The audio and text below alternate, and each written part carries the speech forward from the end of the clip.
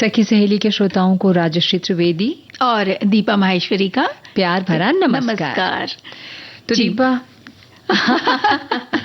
हम दोनों कुछ एक साथ ही कुछ कहना चाह रहे थे। आप पहले बोलिए राजश्री। मैं बस ये कह रही थी कि भाई आज भी जो हमारे विषय हैं उसके बारे में सब लोगों ने लिखकर भेज दिया है कि बहुत ही इंटरेस्टिंग विषय हैं और वो बिल्कुल तैयार हैं। बहुत से श्रोताओं ने तो हमें लिखकर भी जो है उससे संबंधित संदेश भेजे। बहुत सारे आए हैं।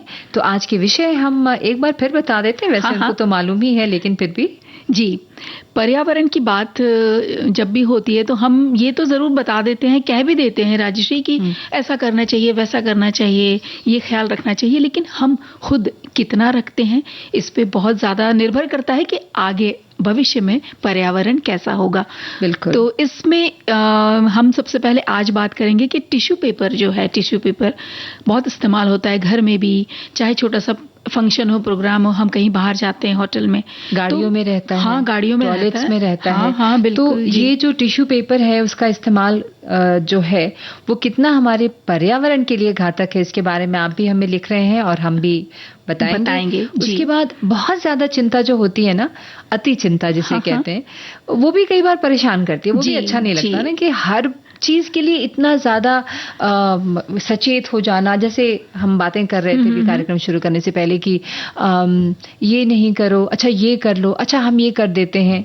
ये चीजें कभी कभी वो सामने वाले को जिसके लिए आप चिंता कर रहे हैं वो शायद थोड़ा घबरा जाता है, चिड़चिड़ा जाता है। अच्छा, यहाँ पर एक बात बोलना चाहूंगी, हमारे सभी सखियां, हमारे सभी श्रोता भाई लिख के तो भेज रहे हैं अति चिंता से परेशानी क्या क्या हो सकती है। बहुत सारे संदेश आए हैं, लेकिन हम चाह रहे हैं उनसे ये जानना कि जब कोई घर में बहुत ज्यादा आपकी चिंता करता है, आप अपनी चिंता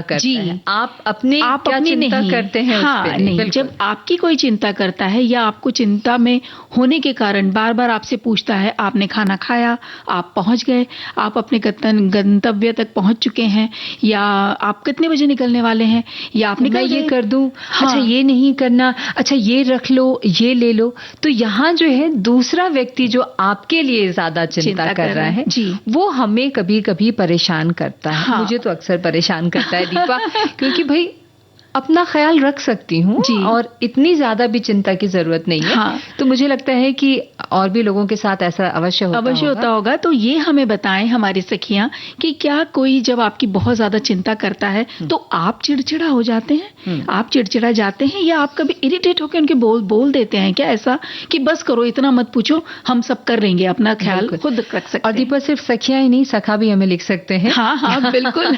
मुझे लगता है उनके ही ज्यादा संदेश आने वाले हैं। और उसके बाद बरसात में फोन और अन्य उपकरणों का जो है, इलेक्ट्रिकल जो उपकरण होते हैं उसका कैसे ख्याल रखा जाए, बिल्कुल उसके बारे में भी। और व्यंजन में आज क्या बता रही हो? कुछ ऐसी चीजें जो टिफिन में बनाने के लिए दिमाग बड़ा ऐसा लगता है, बड़ी जद्दोजहद दिमाग में चलने लगती है ना, टिफिन में अब कल क्या रखेंगे। तो कुछ एक दो रेसिपी हम भी शेयर करेंगे। और हमारी सखी, आपको परेशानी होती है रोज नई चीज अगर बनाई जाए और रोज टिफिन में बच्चों को देना, ये भी एक समस्या होती है कि रूटीन ही बना लो कि भाई क्या क्या चीजें हैं। और हम एक दूसरे से पूछते रहते, बस स्टॉप पे अक्सर ये बातें होती, अरे कुछ बता दो नया, अभी कल क्या बनाएंगे। तो ये बातें भी होती है वहां पर। तो हमारी सखियां और हमारे अगर उनको कुछ पता है तो वो भी हमें लिख भेजें। और बात हो रही थी टिश्यू पेपर की, उसके पहले क्या करना चाहते हैं? एक गीत सुनवा देते हैं, चलिए।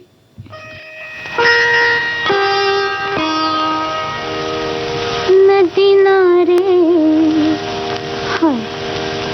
नदी नारे न जाओ शाम पैया परूं, नदी नारे न जाओ शाम पैया परूं, पैया परूं शाम पैया परूं, पैया परूं शाम पैया परूं, नदी नारे न जाओ शाम पैया परूं, नदी नारे जो जा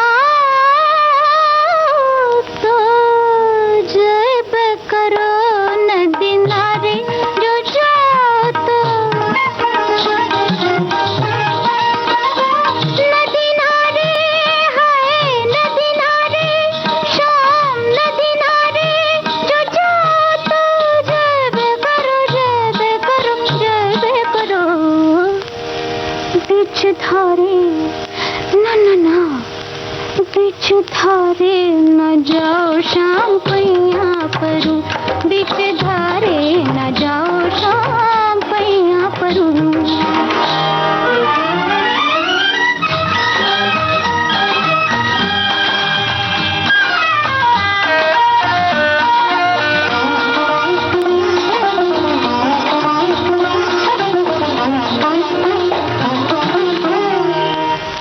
बीच धारे जो जाओ तो जब करो उस पारे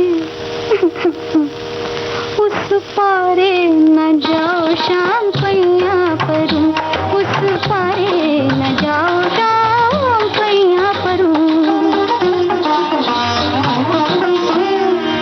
उस पारे जो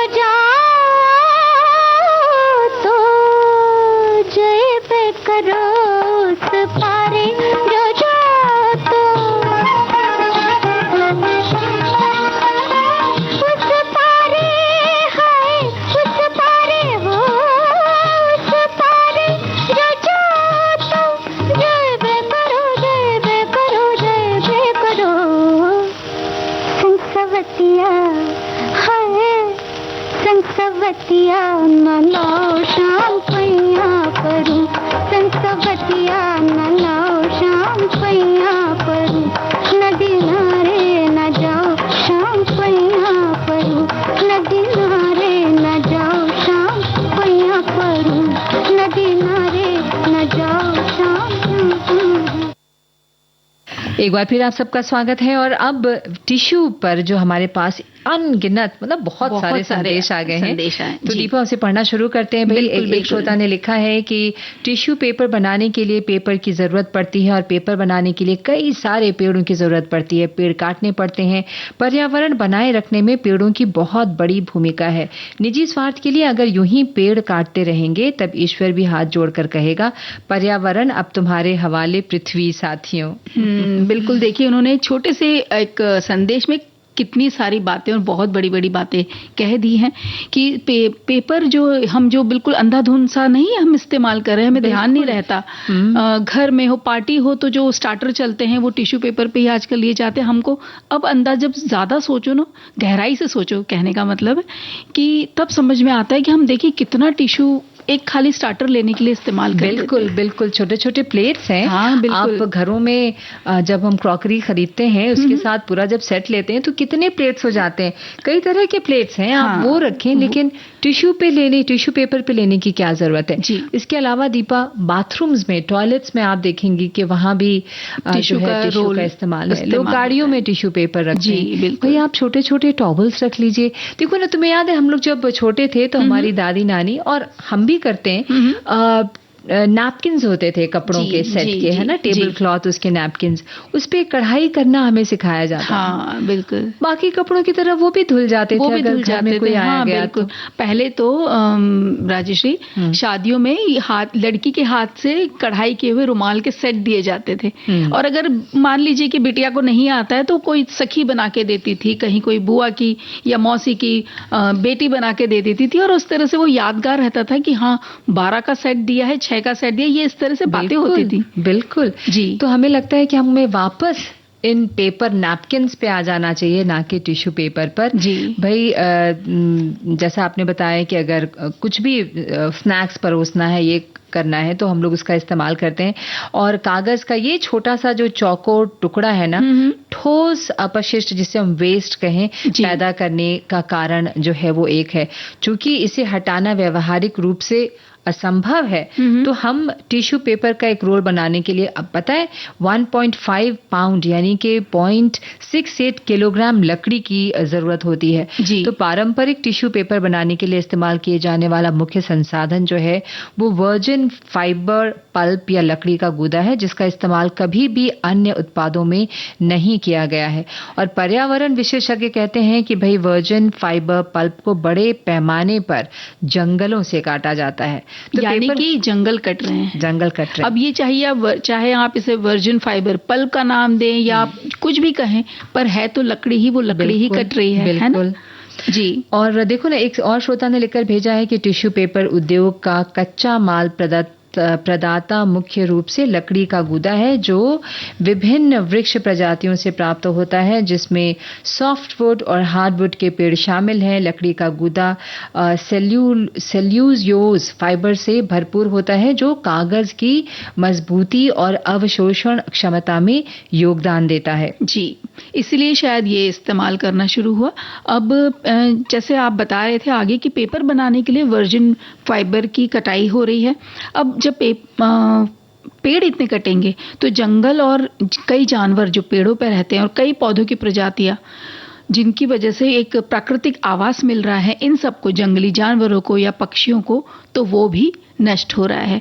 तो जब भी हम इस्तेमाल कर रहे हैं बहुत ज़्यादा टिश्यू घर पर, बाहर, ऑफिस में, तो इस बात का अगर ख्याल रखना शुरू कर दें कि हम किसी एक पेड़ का नुकसान कर रहे हैं या किसी एक पक्षी का हमने हौसला उजाड़ लिया है, तो शायद ये सोच हमें बदलने पे, अपनी आदतों को बदलने पर हमारे श्रोता ने लिखा है कि टिश्यू पेपर साफ सफाई रखने में मददगार है, साथ ही ये बहुत हल्का होता है, इसलिए इसे कहीं सफर में भी साथ ले जा सकते हैं। रास्ते में ये आप की साफ सफाई, हाथ पैर पोंछने या मुंह पोंछने के काम आता है। ये इतना हल्का होता है कि इसे कहीं ले जाना बहुत आसान है, यहाँ तक कि आप इसे अपनी जेब में भी लेकर घूम सकते हैं, बिल्कुल जेब में लेकर घूम सकते हैं। लेकिन हमारी जिंदगी में ये जो पर्यावरण की समस्या आ रही है, प्रदूषण की समस्या आ रही है और ग्लोबल वार्मिंग की समस्या आ रही है, ये समस्या हमारे सर पर चढ़कर बोल रही है।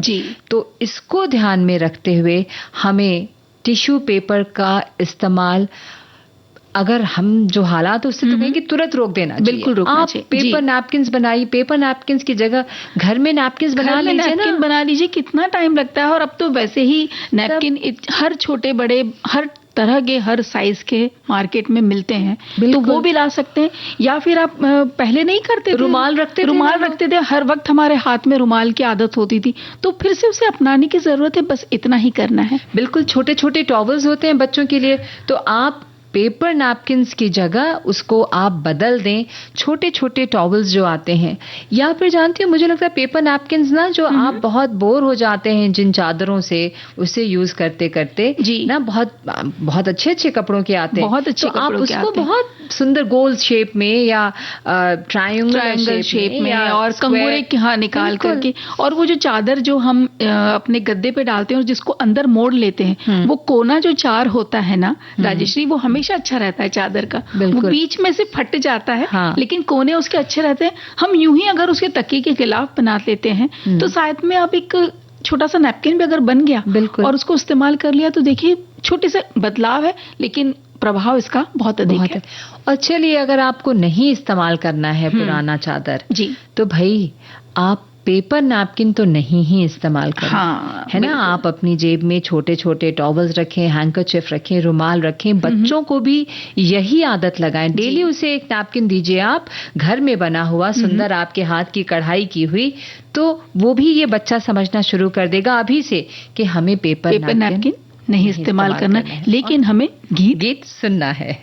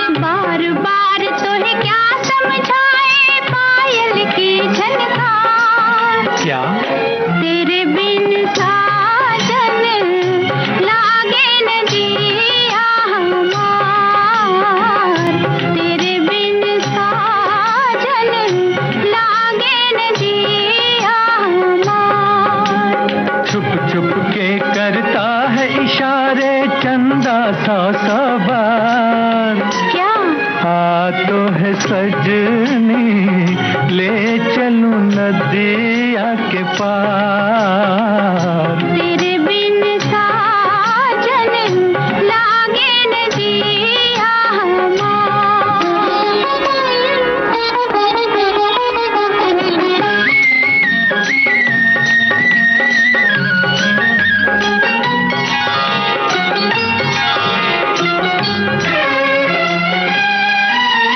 चलते चलते रुक गए क्यों सजन मेरे, चलते चलते रुक गए क्यों सजन मेरे, मिलते मिलते झुक गए क्यों नैन तेरे, झुके झुके नैना करते हैं, झुके झुके नैना करते हैं तुमसे इकरार। क्या तेरे बिन साजन लागे न जिया हमार। आ तो है सजनी ले चलो नदिया के पार।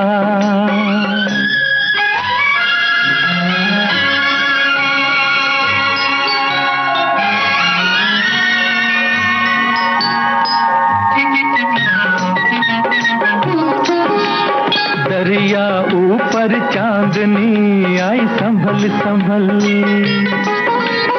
दरिया ऊपर चांदनी आई संभल संभल, इन लहरों पर मन मेरा गया मचल मचल। एक बात कहता हूँ तुमसे,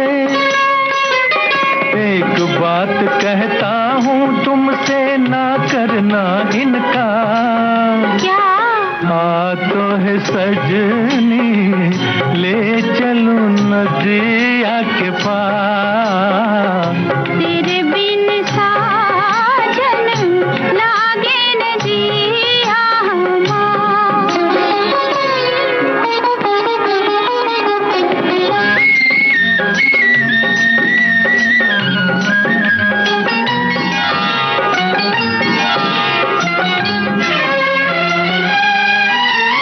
ना बीते ये रात हम मिलते ही रहे,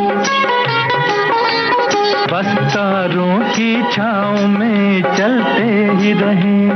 नाम तेरा ले ले कर गाए, नाम तेरा ले ले कर गाए धड़कन का हर तार। क्या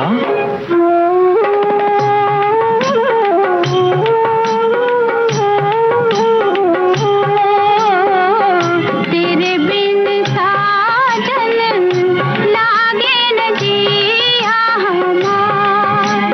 बार बार तो है क्या समझाए पायल की। हमें भी बार बार लेकिन ये बात समझाने की जरूरत है कि भाई टिश्यू पेपर बिल्कुल इस्तेमाल ना करें। देखो एक बहुत ही सटीक संदेश हमारे एक श्रोता लिखकर भेजते हैं कि पानी में भीगने पर टिश्यू पेपर बर्बाद हो जाता है, फिर आप इसका इस्तेमाल नहीं कर सकते हैं। इतनी मुश्किल से उगने वाले पेड़ों को काटकर बनाया जाने वाला टिश्यू पेपर अगर बर्बाद होगा तो कितना नुकसान होगा इसका अनुमान आप खुद लगा सकते हैं। जी। और राजश्री मुझे लगता है अब शायद सभी लोग ये सोचना शुरू कर देंगे कि हम जब भी टिश्यू पेपर को पानी में गीला कर देते हैं या हम उसको अपने गीले हाथ से पोंछ लेते हैं तो देखिए एक पेड़ की हमने कितनी जो है उसका हमने नुकसान किया है। और ये भी एक संदेश आया है कि टिश्यू पेपर के जलने पर इससे बेहद खतरनाक गैसेस निकलती हैं जो पर्यावरण के साथ साथ आसपास के लोगों को भी नुकसान पहुंचा सकती है, इसलिए इसके इस्तेमाल और जलने को लेकर एहतियात बरतनी चाहिए। तो बिल्कुल सही कहा है उन्होंने, क्योंकि पेपर के निर्माण प्रक्रिया में जहरीली जो रसायन है वो पर्यावरण में बाहर निकलते हैं। एक बार जब काटे गए पेड़ लुगदी प्रसंस्करण में मील में पहुंच जाते हैं, यानी यहाँ जहां उनका प्रोसेसिंग होता है, तो वो चिपिंग प्रक्रिया से गुजरते हैं और लकड़ी के चिप्स को लुगदी बनाने के लिए रसायनों के साथ उसको मिलाया जाता है। फिर कागज और को सफेद करने के लिए भी लुगदी को ब्लीच किया जाता है, यानी अगर कहा जाए तो एलिमेंटल क्लोरीन ब्लीच का उपयोग किया जाता है जो हवा और पानी में जहरीले रसायन छोड़ते हैं। तो ये देखिए ना कितना ज्यादा रसायन इसमें, अगर जब इसके प्रोसेस में ही इतना रसायन है तो हमें इसके इस्तेमाल पर वाकई में बहुत ज्यादा सोचने की और इसी वक्त तुरंत ही रोकने की आवश्यकता है। बिल्कुल।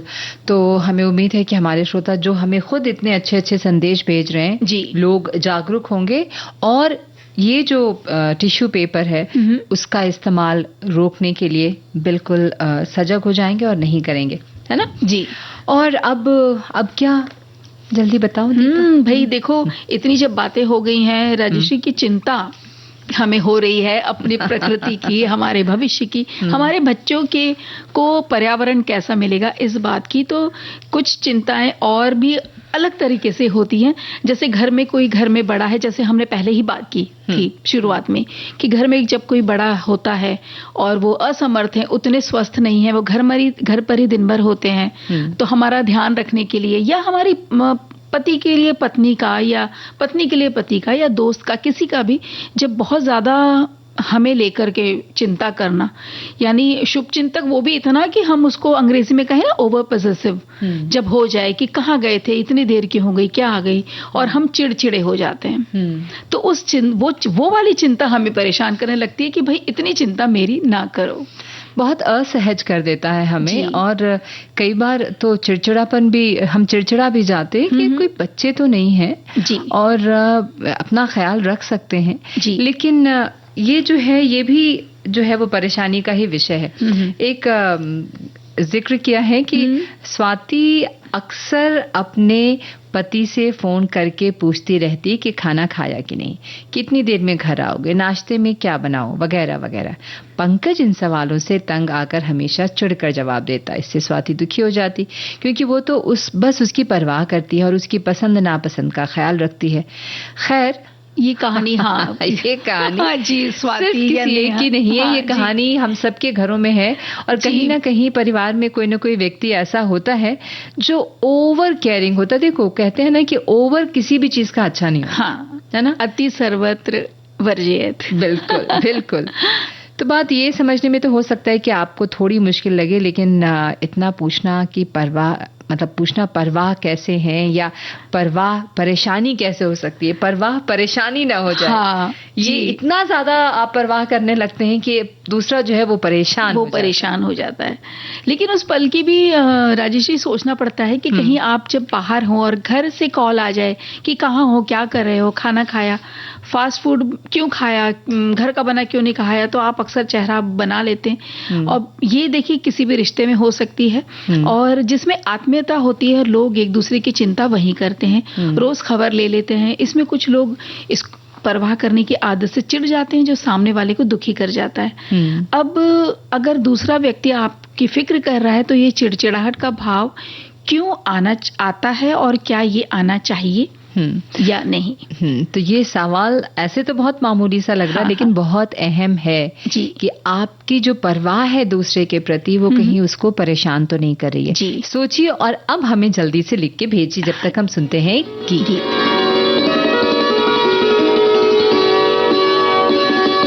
चंपा कली देखो झुकी गई रे, जादू किया मेरे प्यार ने, जूही के फूल तूने दिल ले लिया रे, पागल किया तेरे प्यार ने। ओ चंपा कली देखो झुकी गई रे, जादू किया मेरे प्यार ने।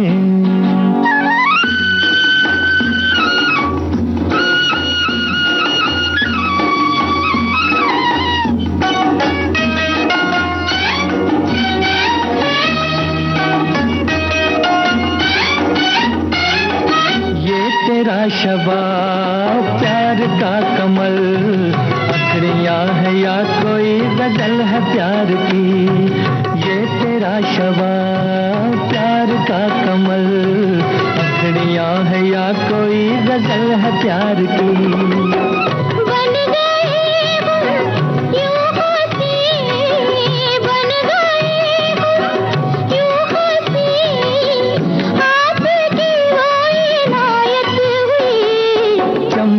कली देखो झुकी गई रे, जादू किया मेरे प्यार ने।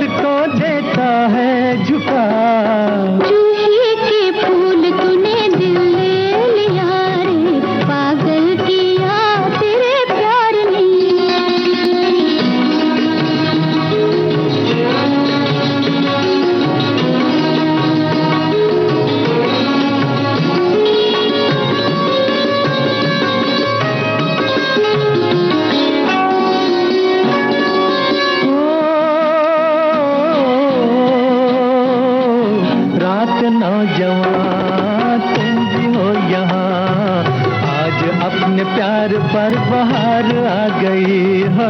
रात नौजवान तुम भी हो यहाँ, आज अपने प्यार पर बहार आ गई। मिल गए दिल, मिल गए, मिल गए दिल, मिल गए, ये कली तेरी दुल्हन बनेगी। चंपा कली देखो झुकी गई रे, जादू किया मेरे प्यार ने। जूही के फूल तूने दिल ले लिया रे, पागल किया तेरे प्यार ने।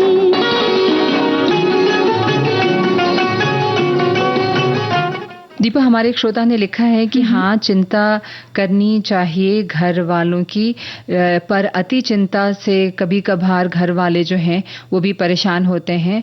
मैं भी पहले ऐसे ही घर वालों की अति चिंता करती थी और कितनी बार घर वालों से डांट भी मिला, लेकिन मैंने अब उसे छोड़ दिया है और मुझे लगता है कि हाँ, कभी कभी घर वाले ऐसे परेशान हो जाते हैं, तो यानी कि अति चिंता तो करने की जरूरत नहीं है। और अगर है तो देखिए ये इनकी अच्छी बात है, इन्होंने इसको स्वीकार भी किया और अपनी आदत को बदला।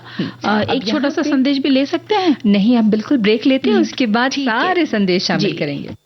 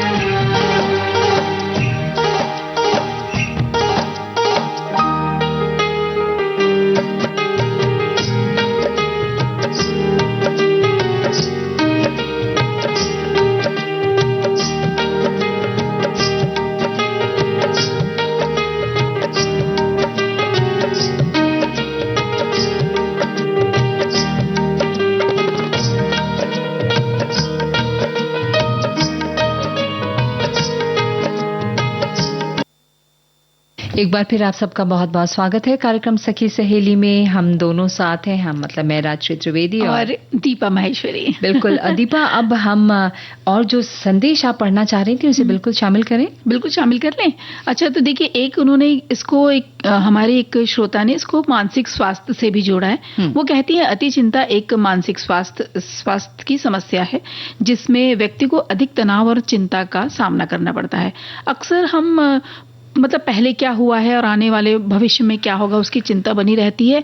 थोड़ी चिंता होना सामान्य बात है, लेकिन जब यही समस्या गंभीर मानसिक बीमारी का रूप धारण कर ले तब बहुत महत्वपूर्ण हो जाता है कि सही समय पर इसका इलाज किया जाए।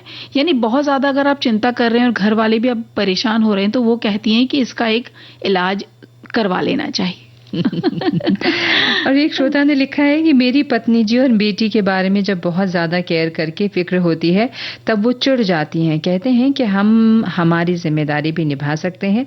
मेरी बेटी को स्कूटर चलाना मैंने नहीं सिखाया, मेरी जानकारी के बाहर किसी से सीख लिया। अच्छा है ना? बिल्कुल अच्छा है, बिल्कुल सीख लिया, नहीं तो शायद आप नहीं सीखने देते। आपको लगता है कि उसे कुछ हो जाएगा, गिर जाएगी, चोट लग जाएगी, तो कम से कम देखिए आपने चिंता उस विषय में नहीं की और वो कितना अच्छा हुआ। बिल्कुल। अच्छा, एक और हमारे श्रोता याद करके बता रहे हैं कि जब मैं काम पे जाता था, काम बहुत होने से, देर होने से माँ बहुत चिंता करती थी। वो खाने में भी नहीं खाना खाती थी और वो तब तक नहीं खाती थी जब तक ये वापस नहीं लौटते। तो ये भी एक तरीके की भाई चिंता, माँ अक्सर ये ध्यान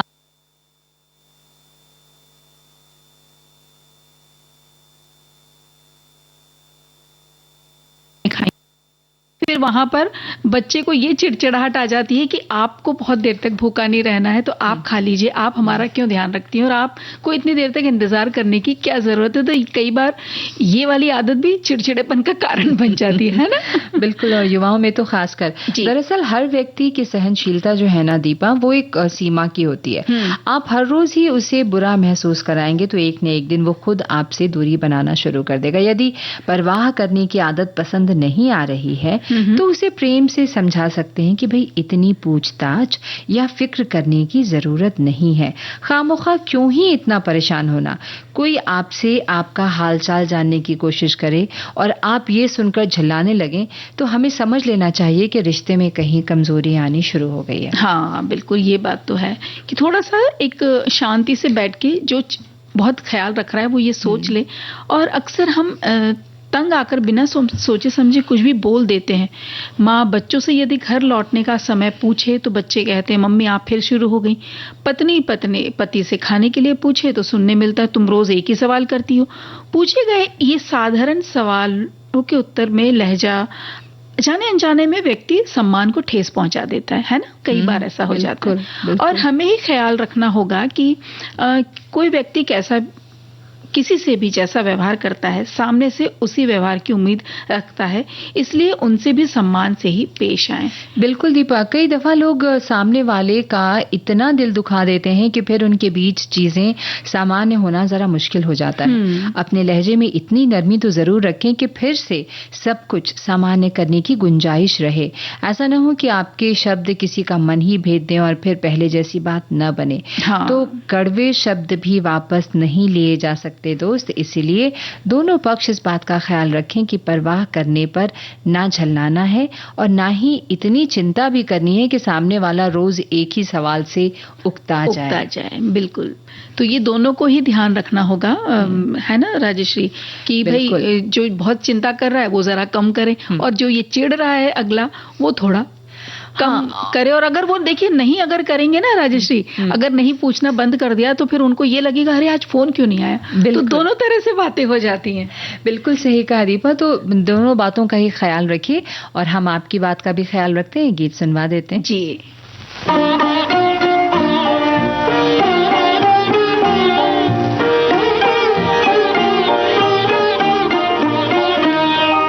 सारा मोरा कजरा छुड़ाया तूने, गरुआ से कैसे लगाया तूने। सारा मोरा कजरा छुड़ाया तूने, गरुआ से कैसे लगाया तूने। तू रसिया मन बसिया, तीखा तीखा कजरा लगाया तूने, काहे को जादू जगाया तूने। ओ सजनी सुख रजनी, सारा मोरा कजरा छुड़ाया तूने, गरुआ से कैसे लगाया तूने।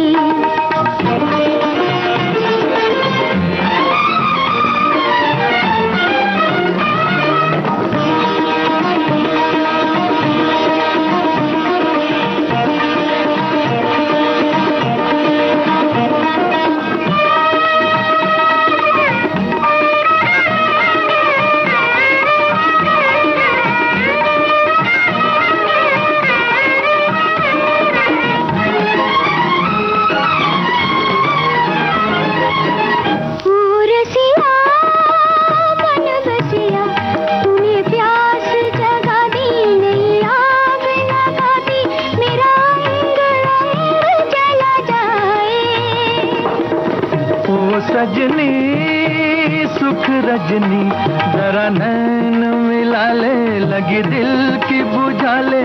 तेरे संग संग कोई आए, तेरा रूप सहा नहीं जाए।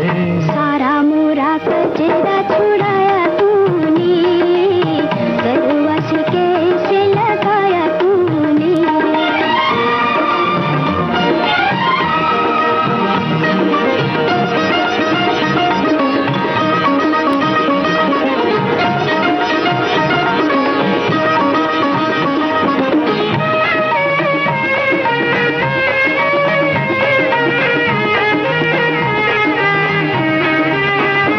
कहे सारा जमाना मुझे तेरा दीवाना, सदा हार हार तुझे चाहूं।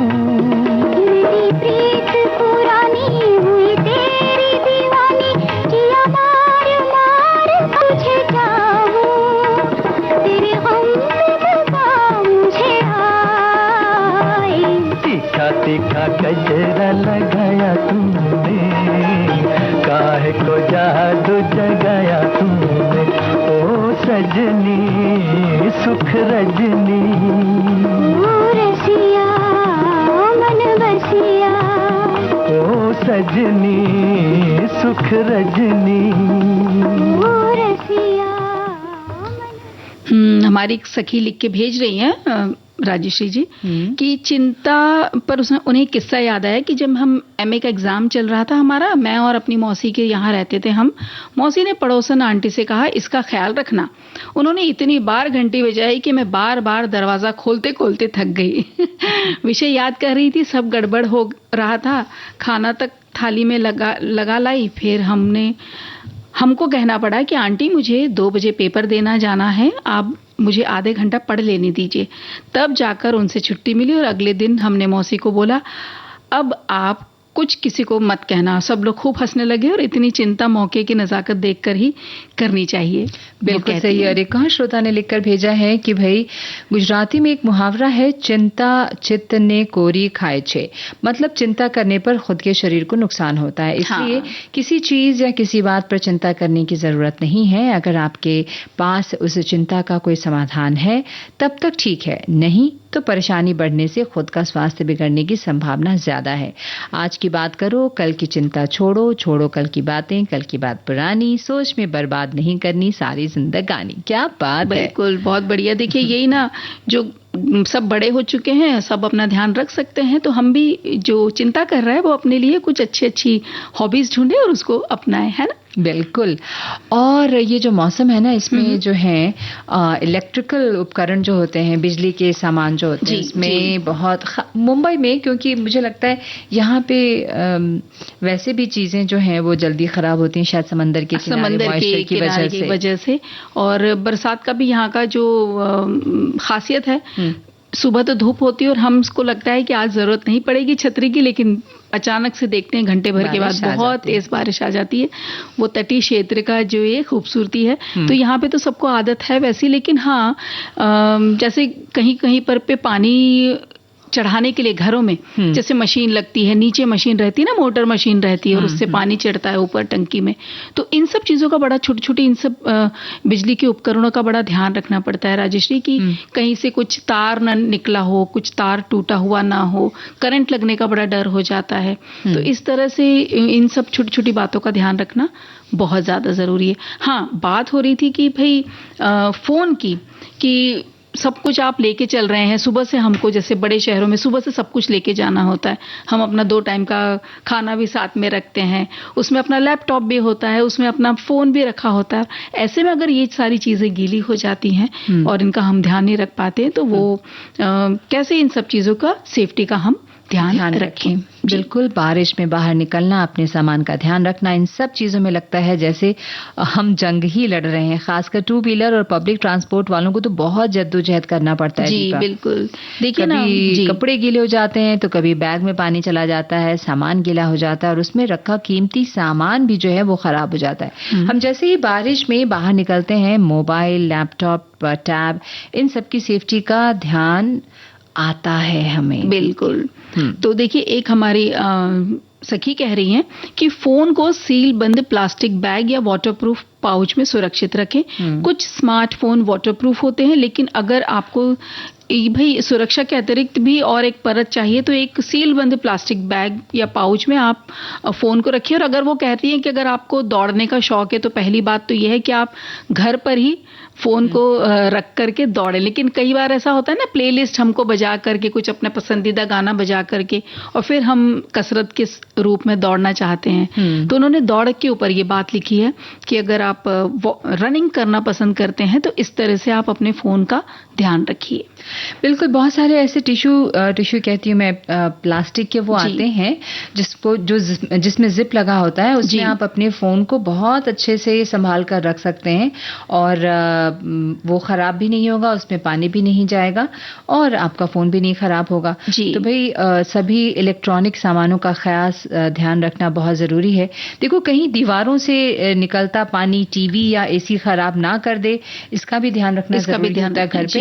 बरसात का पानी कहीं हमारे मोबाइल फोन में ना चला जाए या कहीं हमारा स्मार्ट वॉच बंद ना पड़ जाए।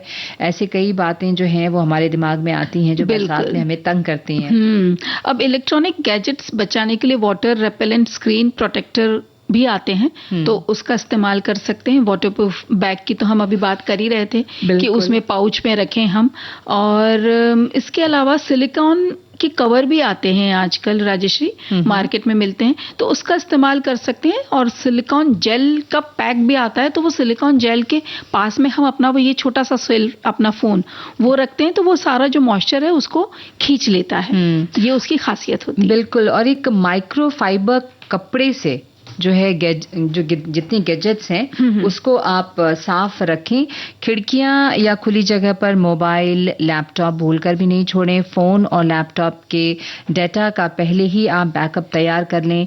टैबलेट को आजकल स्मार्टफोन के विकल्प के रूप में भी इस्तेमाल किया जाता है, इसलिए इसको सुरक्षित रखने के लिए वाटरप्रूफ स्लीव या फ्लिप कवर आप ले सकते हैं। एयरफोन को सिलिकॉन कवर में रख दें। बारिश में अगर आप के भीगने की गुंजाइश है तो संभावना है तो ईयरफोन तो सबसे पहले पानी से संपर्क में आने वाला डिवाइस हो सकता है, क्योंकि हम कान में उसको लगा कर रखते हैं। तो सबसे पहले उन्हें उतारकर सुरक्षित तरीके से स्टोर कर लें, सिलिकॉन कवर में डालें।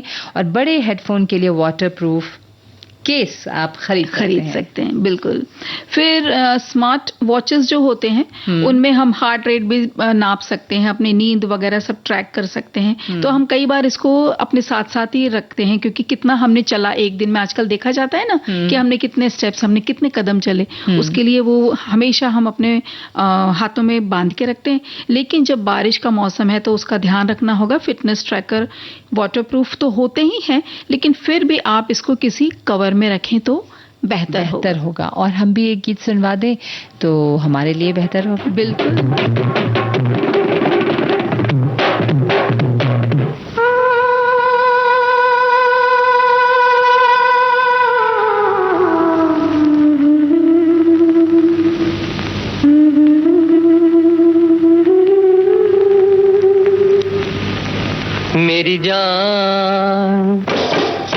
मेरी जान कुछ भी कीजिए, चाहे जान मेरी लीजिए।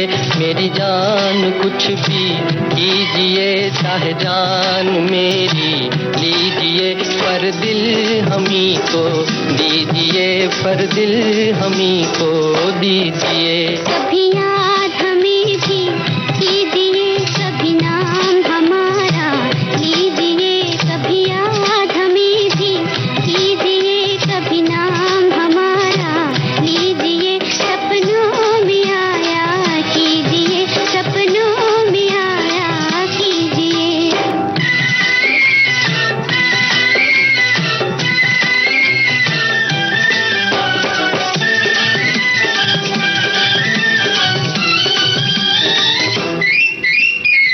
कभी तो हमसे कर लो दो बातें, प्यारा मुकड़ा मोड़ के। तुम कहो तो धरती पे ला दूं चांद तारे तोड़ के। पर ये वादा हमसे कर लो, जाओगे ना छोड़ के। कभी याद हमें भी कीजिए, कभी नाम हमारा लीजिए। सपनों में आया कीजिए, सपनों में आया कीजिए।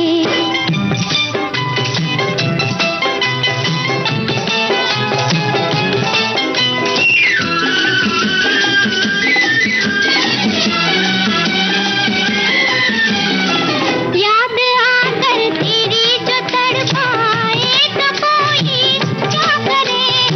तेरा दामन न हाथ में आए तो कोई क्या करे। चांदनी भी आग बन जाए तो कोई क्या करे। मेरी जान कुछ भी कीजिए, चाहे जान मेरी लीजिए। पर दिल हमी को दीजिए, पर दिल हमी को दीजिए। कभी याद हमें भी कीजिए, कभी नाम हमारा लीजिए। सपनों में आया कीजिए, सपनों में आया कुछ भी कीजिए, चाहे जान मेरी लीजिए, पर दिल हमी को दीजिए, पर दिल हमी को दीजिए। हमारे एक श्रोता ने संदेश लिखकर भेजा है दीपा जी कि मोबाइल और अन्य इलेक्ट्रॉनिक्स उपकरणों को बरसात के मौसम में किस तरह से सुरक्षित रखा जा सकता है, इस विषय पर मैं भी अपने पिछले 35 सालों के इलेक्ट्रॉनिक्स मैकेनिकी के अनुभव के अनुसार कुछ सुझाव देना चाहूंगा। सबसे पहले मोबाइल को लें, ये बहुत ही नाजुक और जरा सी लापरवाही से खराब होने वाली चीज है।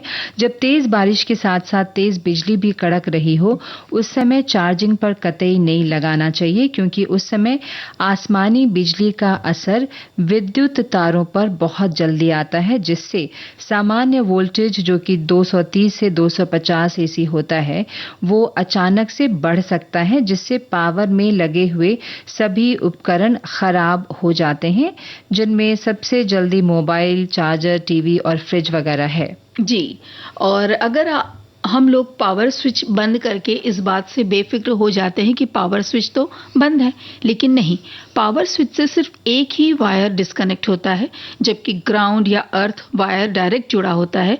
तो आसमानी बिजली का असर उस अर्थिंग वायर के जरिए भी आपके उपकरण में हो सकता है।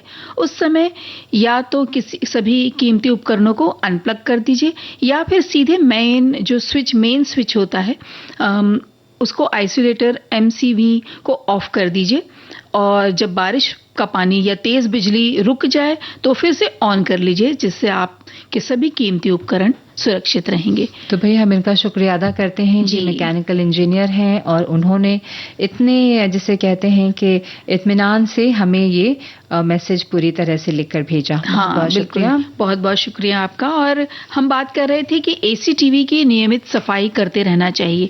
क्यों? क्योंकि भारी सर्विसिंग का सबसे पहले तो पैसा ना लग जाए, और साथ में आउटडोर यूनिट जो AC में होता है उसे हमेशा साफ रखना बहुत ज़रूरी है, और उसका जो एयर फिल्टर होता है उसको साफ करते रहने से बारिश के वक्त जो गर्मी के वक्त जो धूल मिट्टी जमा हुई है ना, वो बारिश में चिपक के ना रह जाए। बिल्कुल। और जब कमरे की खिड़की दरवाजे खुले हैं तो AC ना चलाएं। अगर आपके AC में ड्राई मोड है तो उसका इस्तेमाल करें। बारिश में रेफ्रिजरेटर का भी ध्यान बहुत रखना होता है, क्योंकि नमी और बैक्टीरिया फ्रिज के दुश्मन हो सकते हैं। हाँ, बिल्कुल। और इस मौसम में फ्रिज में नमी से अनचाही गंध भी आ जाती है, खाने पर फफूंद जैसी समस्याएं भी बहुत जल्दी आ जाती है। तो इससे रोकने के लिए फ्रिज के दरवाजे की सेल जो उसका जो दरवाजा है उसमें कोई गैप या दरार ना हो, ये देखते रहना बहुत जरूरी है। और एक पतले से साफ कपड़े से फ्रिज की शेल्फ को अच्छे से साफ कीजिए, और अंदर का हिस्सा हर हफ्ते हमें साफ करते रहना चाहिए। ये बहुत अच्छी बात बताई आपने दीपा, क्योंकि हम कई बार सोचते हैं कि फ्रिज के अंदर चीजें हैं सब सुरक्षित है। हाँ, सुरक्षित है जी। इसी तरह वॉशिंग मशीन को बेहतर स्थिति में रखने के लिए टब और लिंट कलेक्टर ऐसी चीजों को नियमित साफ करना जरूरी है। जितना हो सके मशीन को सूखा रखना जरूरी है। गीले हाथों से प्लग ना छुएं, इससे करंट लगने का डर होता है। वॉशिंग मशीन को यूज करते समय पैरों में चप्पल हमेशा पहन के रखना चाहिए। समय समय पर अपनी वॉशिंग मशीन की अच्छी तरह से सफाई करने से भी उसके अंदर फफूंद जो है वो नहीं लगेगा। बिल्कुल। और फ्रिज की तरह ही टीवी भी ज्यादा नमी या दीवार से टपक रहे पानी से खराब हो सकता है। आजकल डिह्यूमिडिफायर का इस्तेमाल बहुत होता है, तो इसका इस्तेमाल भी किया जा सकता है, या फिर दीवार को पहले से ही अच्छे से मरम्मत करा लीजिए। यानी जब गर्मी का मौसम था तभी ये देख लीजिए कि भाई हाँ, हर साल इस तरह से हमें परेशानी आती, तो पहले ही हम उसके लिए तैयार रहें। बिल्कुल। और क्या कहते हैं, फोन को हिलाकर या झटक कर पानी निकालने की कोशिश तो कतई ना करें। चार्जिंग पोर्ट को फूंक मारकर पानी न निकालें। टॉवल से ही फोन को ड्राई करें। अगर गीला हो गया तो हेयर ड्रायर या वैक्यूम क्लीनर से भी लोग करते हैं, पर ये सब इस्तेमाल की बजाय आप सर्विस सेंटर पर ही अपना फोन लेकर चले जाएं तो ज्यादा अच्छा है। बेटर है कि हम यही सब चीजें अपने दिमाग से ना करके जो उसके विशेषज्ञ हैं उसके पास जाएं। बिल्कुल। आप क्या करना चाह रहे हैं? मैं भी यही कहना चाह रही हूँ कि अब हम थोड़ा सा गीत और सुनवा देते हैं, और व्यंजन बताना बहुत जरूरी है। हाँ, बिल्कुल बताएंगे। आप जल्दी से गीत तो सुनवा दीजिए।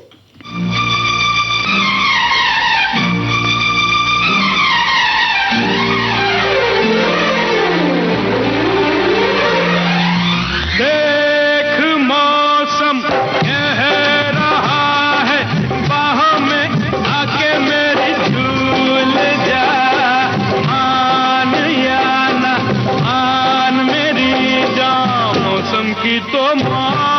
लिया,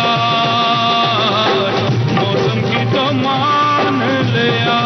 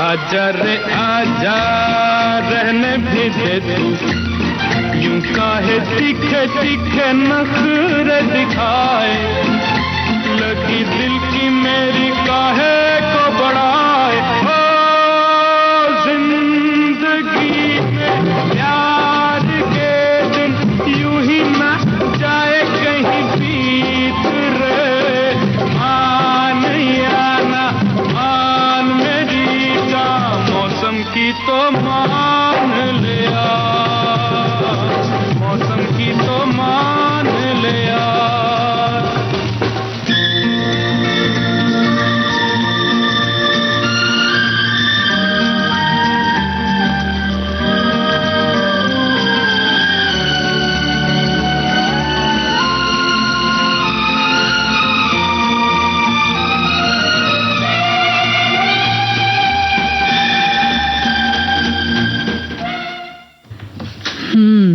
तो आज बच्चों के टिफिन के लिए बना रहे हैं हम राजेशी ओट्स के टिकिया, पैनकेक्स कहिए चाहे उसे।